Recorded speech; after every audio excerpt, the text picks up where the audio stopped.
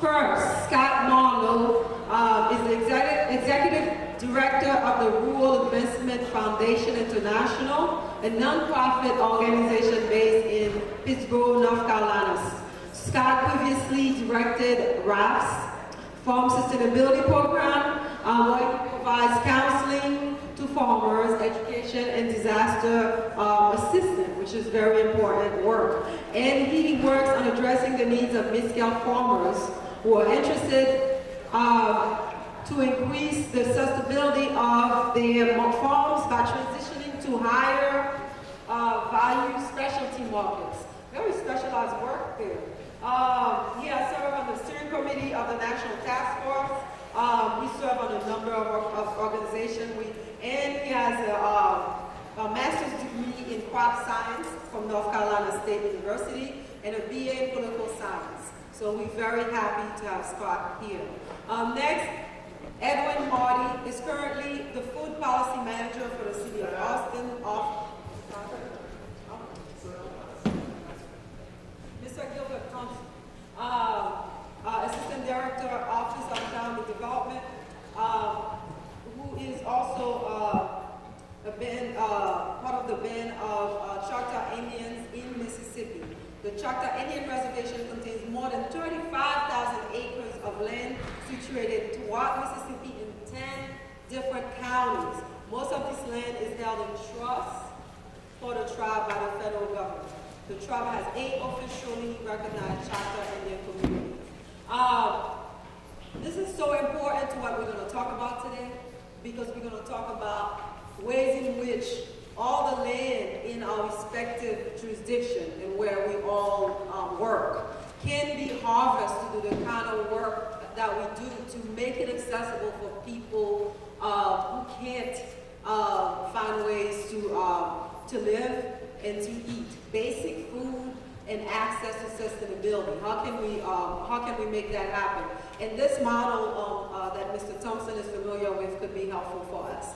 Our next panelist, Mr. Hollis Watkins.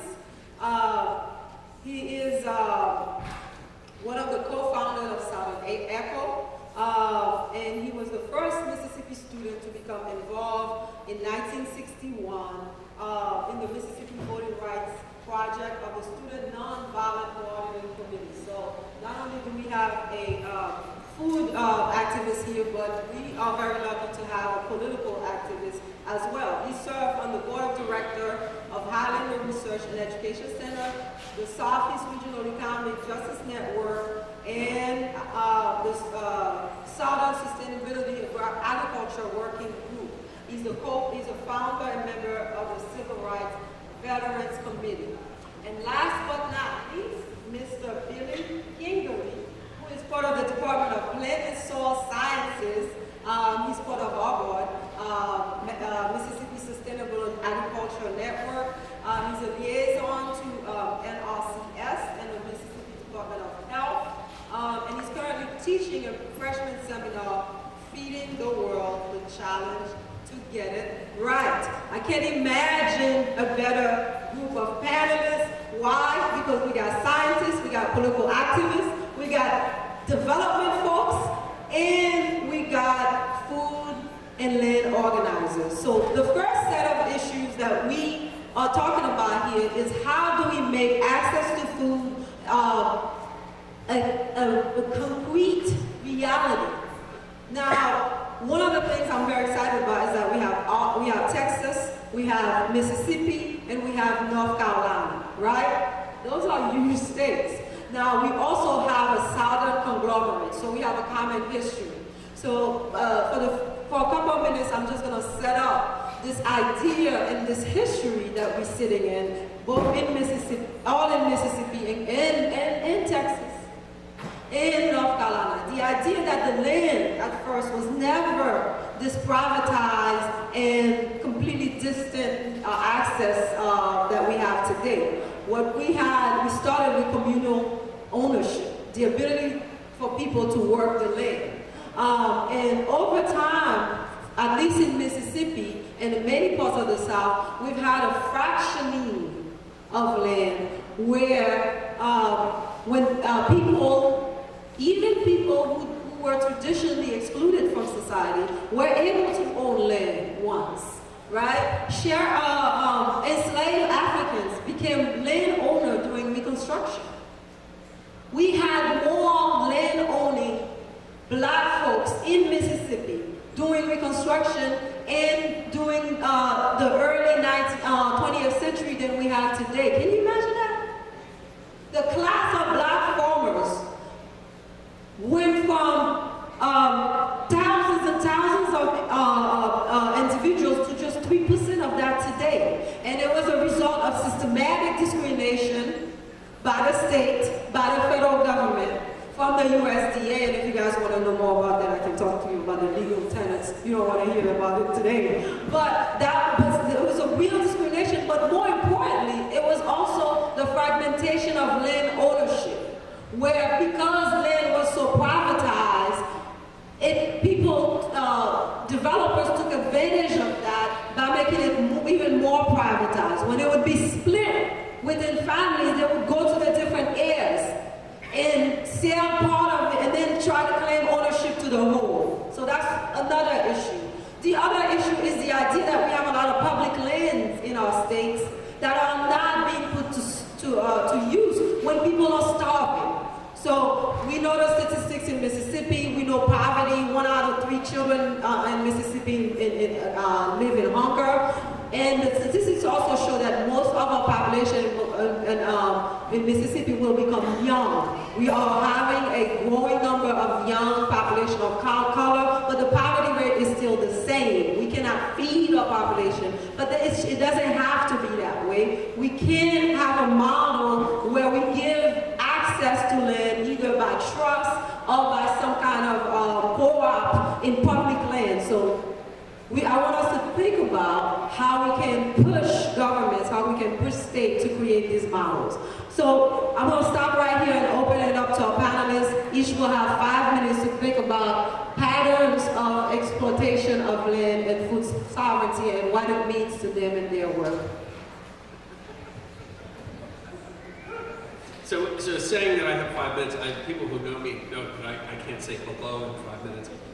Much less go there. So, my name is Scott Marlow. I work for an organization called the Rural Advancement Foundation International. We're based in Pittsburgh, North Carolina. We trace our history back to the Southern Tenant Farmers Union and of the 1930s, and that organizing, which was really important, early cross-racial organizing around the economic issues that unite folks across racial barriers. I say that not to suggest that makes us special. What it makes us is it gives us a responsibility because we know better. It means that we need to do the organizing right because we know better. And the piece that I wanted to talk about here a little bit is that there was the earlier talk about slow food was a great warm up to this because it is that the industrial model is basically the value in the industrial model is predicated on exploitation of people, land, and animals. And as we work to take that exploitation out, it begins to narrow the gap between a lot of the work that a lot of us here have done and what is commonly available. When we talk about the food access piece, one of the pieces that we try to hold up in our work is that addressing poverty in one community should not increase poverty in another community. That's a pretty simple concept, but one that actually, if you look at a lot of the mechanisms that are put forward for addressing food security, it's basically to increase poverty in other communities, to basically transport poverty. But the other piece that I really wanted to get at today was that we have, and if you all saw the film last night, and I hope you get to see the film, I think it's a very important one, Dirt and Deeds. It was the importance of land ownership and the opportunity to have real organizing and real change. And that incredible story. But one of the things that we see and we work on quite a bit is that as the mechanisms for exploitation, as the government imposed mechanisms for exploitation, not that we're out of the woods, but that as those have started to be addressed, what we see is a replacement of economic mechanisms for exploitation. And so, for instance, this morning I got on my news feed a thing about forced arbitration clauses in contracts. And I don't know if you said it was on Salon, did a thing on forced arbitration clauses in contracts. You know, every cell phone, you know, every contract, you know, all these forced arbitration where you can't go to, you basically, in order to get a cell phone, you have to give up your constitutional rights.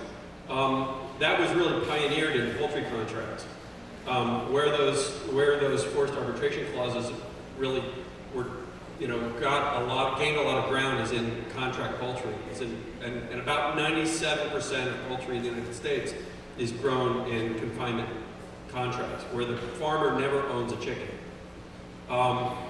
So what we see is this transition from using the power of government into, and land grabs are an extraordinary example, there are a whole series of them, but moving into economic mechanisms to use to force people into situations. Unfortunately, we frequently see folks who go in by choice, like signing poultry contracts. Also, there's an awful lot in my mind that in many ways we are recreating the dynamics of the early sharecropper and tenant farmer system, and calling it beginning farmer programs, and things like that. So we try to do a lot of work to help unpack power dynamics underneath a lot of these mechanisms. The power dynamics underneath the whole issue of food hubs right now are fascinating.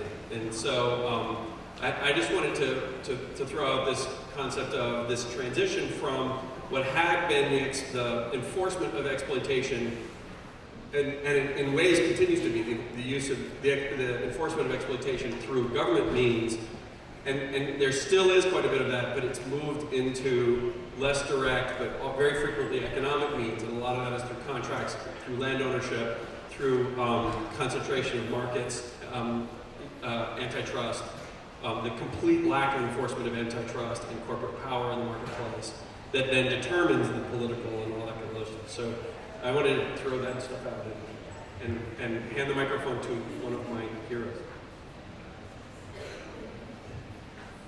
Well, my name is Hollis, Watkins. Because of the time, I'll make what I have to say very short. But I just want to point out some problems that we're facing that we tend not to work on like we should.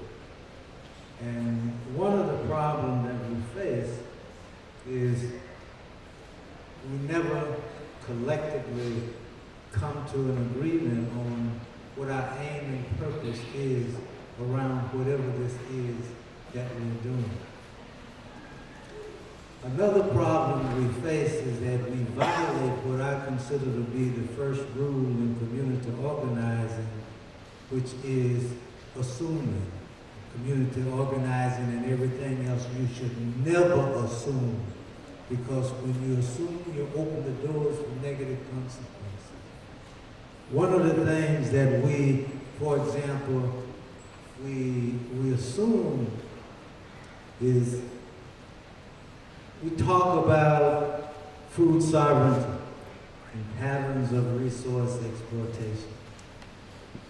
Most of us will assume that we're talking about the same thing when we use that term, sovereignty.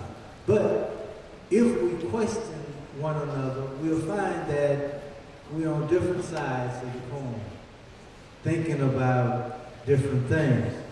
But to me, sovereignty means freedom from external control.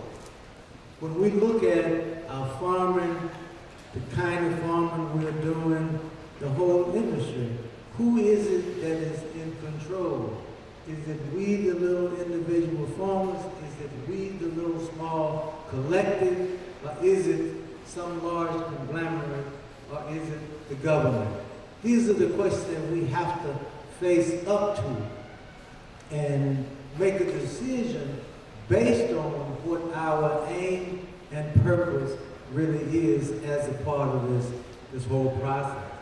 We know that we've gotten a lot of things in reference to food. Food should be, taste good and all this kind of thing. But one other very important element that we need to add to that is whether the food we're eating is healthy, whether the food that we're eating will prolong life. And unless we dig into these questions and begin to talk about them, then we will not be sustainable. We talk about sustainable agriculture. Sustainable agriculture should have a component of nothing else of sustaining life. And if you can't sustain life, then you can't sustain the practice. We need to look at that. And a lot of us assume that everybody that's in the area around knows what we're about, what we're up to, and what we are doing. But we should not make that assumption. We should begin to relate, communicate, talk to one another about what we're doing, and build that network that will maintain and sustain whatever the process is that we're going, if it can be determined to be beneficial for the community as a whole. So I'm going to stop right here before I start preaching and pass the mic down to the brother here from Mississippi. Alito, ang kajaga bilid the Chimobili Sayupa. Hello, I'm happy to join you in this session to talk and share a little bit about the Mississippi Band of Choctaw Indians on some of the things we're doing to include and revive agriculture in our community. We are the only federally recognized tribe in Mississippi of the 567 tribes that is recognized by the Department of Interior. I don't know if some of you knew there is a tribe of Indians here in Mississippi, but most of you know our place, the Pearl River Resort, is probably one of the more notorious, most visited place. But we have about a little bit over 10,000 members and 8 communities, as Michele kind of gave in the profile. But some of the things we've been doing over the years, historically, the Choctaws have had an economy of agriculture, and that was the engine of our existence for many centuries. And after colonization and then organization to where we were established by the Constitution of the Indian Reorganization Act, a lot of the tribal members when the economy of the tribe was evolved, a lot of them survived through tenant farming. And that existed through the 1970s when industry became the way of families surviving, and agriculture and farming declined as probably the general direction of Mississippi agriculture. And 30 years we've used agriculture as a training tool also. We have a vocational rehab program that's funded through the Department of Labor that we try to introduce people and give better training in employment ethics building to reintroduce them back into the tribal economy to be able to work. But also in recent times, we've been using farming and food as a way to combat a lot of things that we come across in the tribal community. Obesity and high blood pressure is a major concern. 35% of the tribal population is diabetic, and a lot of them are obese. So we have concerns to where we wanted to have activities to where we are bringing more healthier foods and activities to where gardening and farming also reintroduces them to the ways that culturally the tribe stayed healthy for centuries. So we recently have established a lot of school beds in the school. We operate 6 elementary schools, a high school, and a middle school, to where we've placed some kind of garden Hightown and those locations to have access for the schools to kind of get an idea of where to let people know, where their children know where the food comes from. We're also utilizing this activity to supply food to the tribal schools that we have. We have,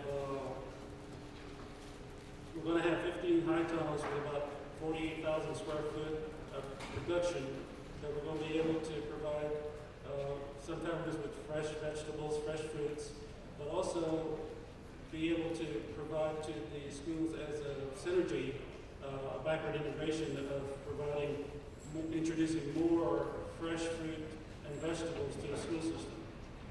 And I think that will contribute to how we can make a better, healthy, conscious living and diet amongst the tribal community. We have some other activities that we're going to try to develop, I guess, use agriculture as an economic development tool also, because a lot of the activities we're doing internally to provide jobs for some of the people that is employed. Unemployment is another issue that we have to deal with. So we're utilizing a lot of funding that's available for the Department of Justice, the Americans for Native American grants, and some other funding to bring more activities to revive agricultural activities, and hopefully a enterprise that supplies food to our schools. We operate early childhood centers too, so we want to introduce fresh fruit and vegetables to those entities. So we're doing a lot of activities to revive agriculture and just also have activities that reintroduce healthy living. We have some issues as a tribal government of juvenile issues, and some of the things we're using with agriculture is what we call a green reentry program, to where we have juvenile detainees that go through a mentoring program, but the cultural tradition of gardening is introduced there, where mentors work with the juveniles and get just reintroduce some of the core cultural tribal values while working in these high tunnels that is set up. We're also utilizing hydroponics, introducing that to different ways where we can expand a lot of the activities, not only just during the summertime, but also in the winter. So those are just a few things that we're trying to do to utilize agriculture, food, into making and improving a healthier community in our tribal area. Thank you. My name is Billy Kingery. I'm at Mississippi State in the Department of Plant and Soil Sciences, and I'm a stand-in, so I apologize for bringing the quality down. Since I'm mainly in the classroom and so forth, it's going to be hard for me not to sound like I'm in a classroom, so my comments will be spectacularly impractical. But what I thought I would do, first of all, start off with where my best connection to food sovereignty is based on, and I'm very happy that Richard made the comments about the gardens in Africa, as our oldest daughter is a Peace Corps volunteer in Cameroon right now, and her training came largely from people like you here in Mississippi, and so food sovereignty obviously is central to her thinking and where she's at right now. But I thought, since mainly what I deal with the soils is for us Mississippians is walk across the state in terms of the soils, because what I think was fundamental to the movie, Dirt and Deeds, and it was mentioned a number of times, and I don't know how people react to it, but key is the quality of the land that those people had. It was productive. And I guess that's what I want to address a little bit in terms of resource exploitation. And you all know that our legacy in Mississippi is water. We start in the western part of the state, obviously, with that vast area we call the Delta, which is not a delta, but we don't say that when we're in the Delta. It's the lower Mississippi alluvial floodplain with younger sediments. And then in the movie last night, it mentioned in Holmes County, it mentioned the hills. Those hills were formed ultimately by glaciation in the last glacier, when rocks were ground up, brought down by streams and so forth, and when they dried, it was is picked up by the wind and blown and deposited. And then as we move further east, we see what's left of the coastal plains, which we owe seafloor. If we go down far enough underneath the Mississippi River sediments in the west, or the wind-blown deposits east of there, we'll find the ocean floor. In fact, we have a state soil that's part of that wind-blown sediment band that runs from Tennessee south. And if we dig down far enough, we find seashells in it, as we would expect. But water is our legacy in Mississippi too, because of our 30 million acres, 20 million were washed away badly. And that was a result of part of the connection that we make between Mississippi and North Carolina is a longleaf pine ecosystem, which from my reading says when it was intact, it was the largest ecosystem on the planet. It was destroyed because of economics, because from the longleaf pine they made the pitch that went into the shipping industry for a young nation. There's some left and so forth. But for those people, if we're talking, in my opinion, about food sovereignty and the importance of land, what land is available for people to own? Not necessarily the best. It's part of that legacy that has been washed away from economic development and so forth. We're building on subsoil, which isn't the best. So our expectations have to change, in my opinion. And I'll conclude my comments with saying that Jackson is the start, a lot of people will claim, of modern soil science when Eugene Hilgard gave his report, he was a geologist, gave his report in 1860 at the State Fair. And he reported on the geology of Mississippi, but he talked a lot about agriculture, and I guess I'm really going to spoil Richard's comment about good food, because you've always heard the comment, don't talk about farmers with your mouth full, but there's also a saying that you don't want to use your dinner plate as a toilet as well. But this is central in terms of sovereignty, in my opinion, and the reason that I made reference to serving on the Wastewater Advisory Council.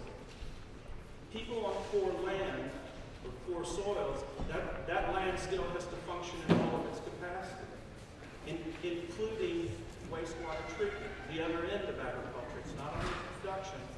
And so what that means in terms of water, all of our economic sectors in Mississippi are competing legitimate legally for that share of water. We use, in Mississippi, even though we're a rural state, on average we use about 3 billion gallons of water a day. That translates, that will cover 10,000 acres, 1 foot deep, each day. It will change during the season because of irrigation and so forth. But those are legitimate claims on that resource that has to be tied to that land in all of its functions to sustain families on that, not only the production of food, but also the correct disposal of waste. And I mentioned Hilgard, and this is what I will close with. He recognized in 1860 the problems that we were incurring because improper use of land, not only the erosion, but he recognized the break in the nutrient cycle, and he thought the key break in the replenishment of the nutrients on the land were what humans did with their own waste. And that was the link that he thought needed to be maintained, and he recognized it as far back as 1860. I'll close with those. Thank you so much.